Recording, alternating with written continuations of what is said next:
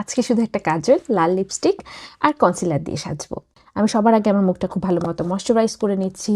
আমি সবার আগে আমার এই রেড লিপস্টিকটা নিয়ে নেব। লিপস্টিকটা নিয়ে আমার হাতের পিছনে একটুখানি এই লিপস্টিকের সাথে আমি কনসিলার নিয়ে নিচ্ছি। কনসিলারটা আমি মিক্স করে নিব। যখনই আমি লিপস্টিকের সাথে কনসিলারটা মিক্স করব, একটা এরকম পিচি টাইপের শেড হয়ে যাবে। সেটা আমি আমার চোখের নিচে অ্যাপ্লাই করবো। আপনার যদি আন্ডার আই ডার্ক সার্কেল না থাকে তাহলে এই স্টেপটা আপনি পুরোপুরি স্কিপ করতে পারেন। এই হয়ে গেছে আমার আন্ডার আই কনসিল করা।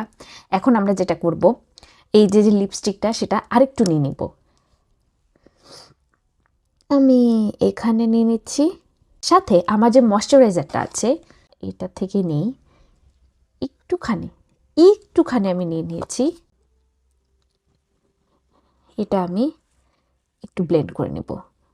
যখন এরকম হয়ে যাবে সেটাকে আমি আমার চিক্স অ্যাপ্লাই করব। যারা কখনো মেকআপ করেন না বা মেকআপ করতে গেলে যারা মেকআপ করতে ভয় পান তারা কিন্তু এটা ট্রাই করবেন। এটা একদম ইজি। দেখুন, মনে হবে যে আপনি ময়শ্চারাইজারে লাগিয়েছেন, আপনার স্কিন ন্যাচারালি ব্লাশ করছে, মানে একটু আলগা আর্টিফিশিয়াল কিছুই মনে হবে না। এরপর আমি একটুখানি নাকে অ্যাপ্লাই করব। এখন আপনারা চাইলে যেটা করতে পারেন, একটুখানি ওই যে আমরা মিক্স করে রেখেছিলাম ময়শ্চারাইজার আর লিপস্টিক, সেটা একটু চোখে অ্যাপ্লাই করতে পারেন।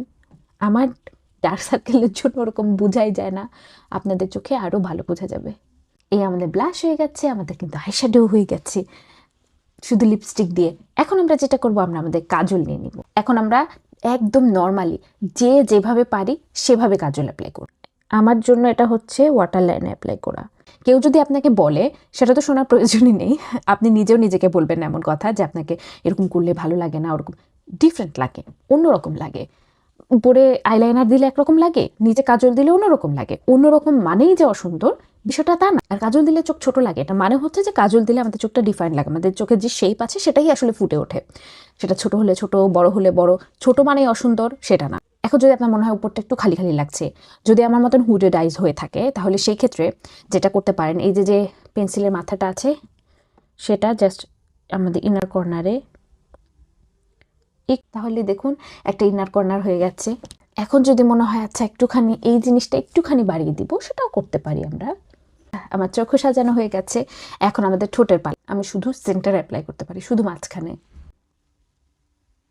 আমি একটু লিপ গ্লস অ্যাপ্লাই করব। আমি ছোট্ট একটা দুল পরে নিব।